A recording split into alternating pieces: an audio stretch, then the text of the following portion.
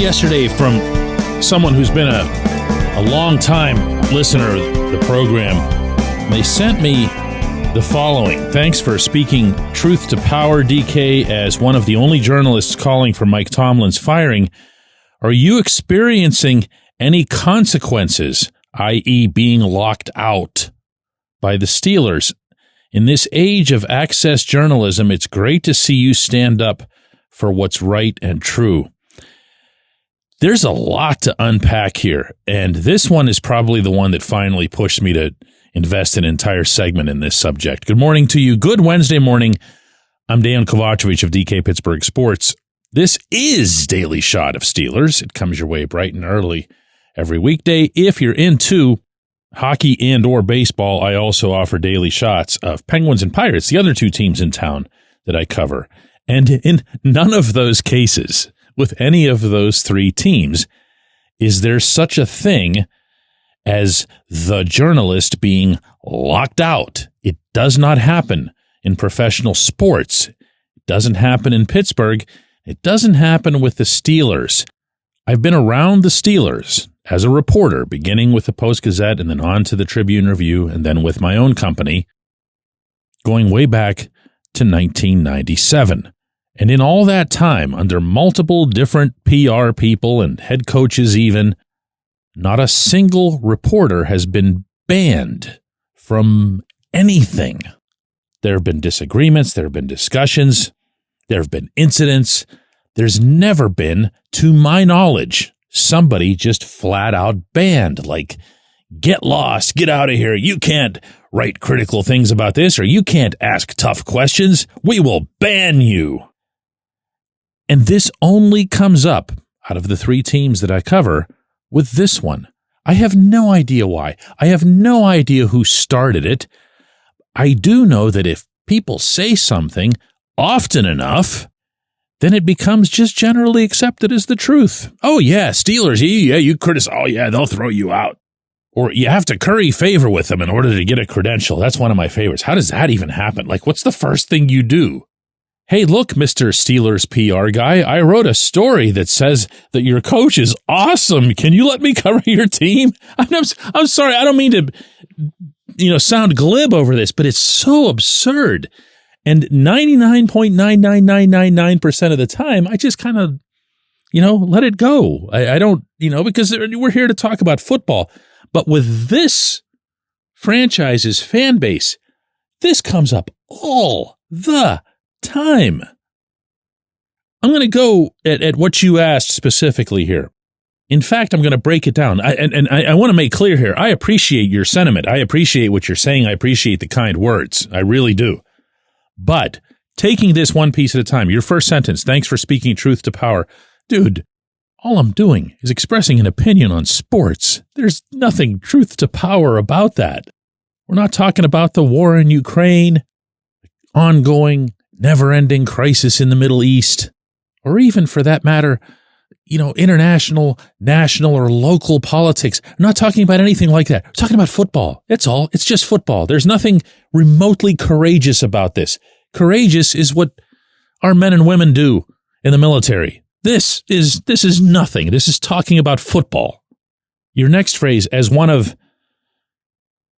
the only journalists calling for Tomlin's firing, I'm not going to lie to you here. I don't know if I am or I'm not. I really don't. I don't waste my own time in reading or listening to or watching other people's coverage. I just don't have that time to spare. That doesn't mean that I wouldn't be interested. I just don't have that time. We have a lot of things going on at this company, and our 15-hour days or our 16-hour days tend to be some of our shorter days. So what you'll hear on this program, for better or worse, is not remotely influenced in one direction or another by what anybody else who does this for a living is writing or speaking. Your next phrase, are you experiencing any consequences, i.e. being locked out? Consequences, I can't even answer the locked out part with a straight face, but the consequences portion of this, yes, there are consequences. You want to know what they are? It's developing a real trust, including in a couple of directions that might surprise you. The trust that I value, the trust that matters to me, whether I'm speaking on this show, whether I'm writing a column, whatever it is, the trust that matters to me is between me and you, and that is it. If you ever think I'm being dishonest or disingenuous, do not listen to this show, like ever again, because that'll mean that it's worthless to you, and it should be worthless to you if you don't trust me. I've focused on that my entire career. Everything is about between me and you and nothing else. Now, one of the things that might surprise you is that being honest, being transparent, and doing so while maintaining a professional decorum is something that in the long run helps you with sourcing within the team. Why? Because there will arise situations where they or someone in there will want to talk about stuff. That happens way more often than you think. And the reason that they'll come to you and share stuff with you that they might not with somebody else is that they go, wow, okay, so yeah, he wrote that Tomlin should be out. There should be a change at head coach. He doesn't seem to be at all concerned about pandering either to his audience or to the team that's being covered or whatever. So I feel like I can trust this individual with this information.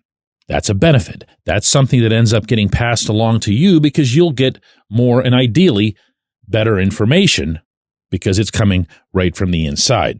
But the other part, and the thing that you really asked about here is, is there any sort of something that happens? Like, let's say, for example, you don't have the same relationship with the head coach or whatever. You can't worry about it. You just can't. I'm going to give you a non-Steelers example.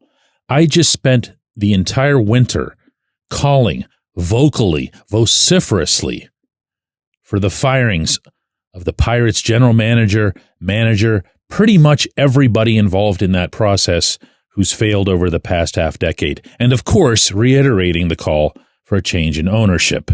Those things aren't personal. They might sound like it to you at times, and there will be probably the occasion where, since I don't script these shows at all, I'll come across as a little extra snarky or whatever, as if it is personal. It isn't. It's professional. I've had a good professional relationship with Bob Nutting, the owner of the Pirates, with Ben Cherington, the general manager, with Derek Shelton, the manager, just as I have with Art Rooney, the owner of the Steelers, and just as I have over a long period of time with Tomlin. But what gets understood over all that time is that it's not personal, it's professional. I'm criticizing professional performance. Now, that sure doesn't mean they have to like it. That doesn't mean I'm not making their lives maybe a little bit tougher. But when I showed up in Bradenton, Florida last week, I shook hands with all of the Pirates people, including everybody that I just mentioned here, without incident, asked about each other's families and everything else. Look, this is a weird job, and I get that not a lot of people understand this outside of those who've done it. I tend to have much the same feeling when I'm talking to lawyers. Lawyers will tell me stuff that floors me about what they do for a living and why and what their guidelines are and what their ethics are. And I just resign myself to not ever being able to understand the practice of law. But I'd really hope that this at least lays a little bit of a groundwork for what we do. No, there are no anything when this happens, and it is not remotely something worth commending. I shared with you my viewpoint about the Steelers and how they're coached. Period. The end. Period. When we come back, J1Q. This segment of Daily Shot is brought to you by our good friends at Mike's Beer Bar. They're located on Federal Street, directly across from PNC Park. Mike has more than 500 beers on tap, including from more than 50 local breweries. Stop in and say hello. Tell Mike we sent you. Mike's Beer Bar.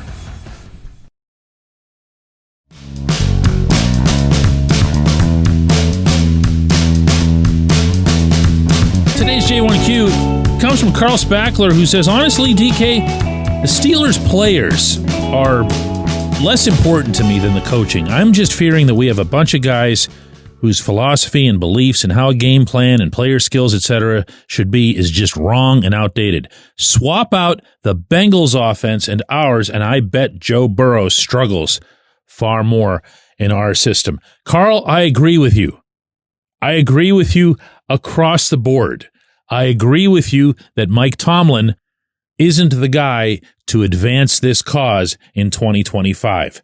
The game itself requires attacking with schematics almost as much as it does with sheer raw athleticism and make a play and be tougher and be stronger. And the Steelers, as a whole, both sides of the football, don't do enough of that. For that reason and a lot of others, not really all that related to the 5-game collapse, I'd rather see someone else at the top of this structure. Now, if I can, kind of continuing the theme from the opening segment here, if I had to guess at why the Steelers fans, way more than any others that I've ever covered, and to my knowledge, way more than probably most sports teams, fixate on the media and talk about it as if it's like somehow part of the game or part of the problem or whatever, is the outright hatred of this head coach.